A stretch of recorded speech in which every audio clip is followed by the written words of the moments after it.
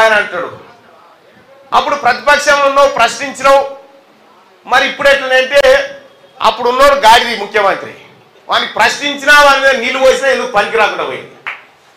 ఇలా బాధ్యత గల ప్రభుత్వం ఉంది. అప్పుడు ప్రశ్నించే స్థానంలో ఉన్నాం, ఇప్పుడు అమలు చేసే స్థానంలో ఉన్నాం. అందుకోసమే చెప్తా ఉన్నా నిరుద్యోగ సోదరులారా, ఎక్కడ కూడా మీరు అధైర్యపడకండి. మీకు అండగా కాంగ్రెస్ పార్టీ ప్రభుత్వం ఉండబోతా ఉంది. ఇక ఏజెన్సీల వ్యవస్థ తీసుకొచ్చిన పుణ్యాత్ములు రకరకాలుగా ఎంతో మంది పేద బిడ్డలను ఉద్యోగాలు ఇచ్చింది. ఎందుకంటే రాజశేఖర్ రెడ్డి గారు, కిరణ్ కుమార్ రెడ్డి గారు, రోషయ్య గారు ఇట్లా చెప్పుకుంటూ పోతే కాంగ్రెస్ పార్టీ ప్రభుత్వాలు ఇచ్చినాయి మెగా డిఎస్సీలు. ఇలా గ్రూప్ 2, గ్రూప్ 3 పోస్టులు పెంచాల్సినటువంటి అవసరాన్ని రాష్ట్ర ప్రభుత్వం గుర్తించింది. అలాగే పీఈటీ పోస్టులు భర్తీ చేయాల్సినటువంటి అవసరాన్ని రాష్ట్ర ప్రభుత్వం గుర్తించింది.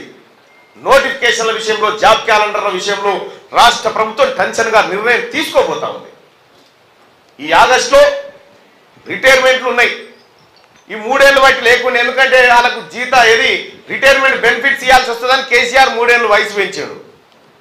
ఎవరు అడిగింది లేదు, రోడ్డు మీదకి ఎక్కి మాకు ఎక్స్టెన్షన్ చేయాలని కోరినోడు లేడేవాడు. ఎందుకు ఇచ్చినావా అంటే మరి ఇలా ఇచ్చేదానికి పైసలు లేవు, రిటైర్ అయితే ఇవ్వాలి కదా బెనిఫిట్స్ అని, ఇచ్చేదానికి పైసలు లేవని 3 ఏళ్ళు పెంచి అవతల పడి ఈడ నొప్పిపోయాడు.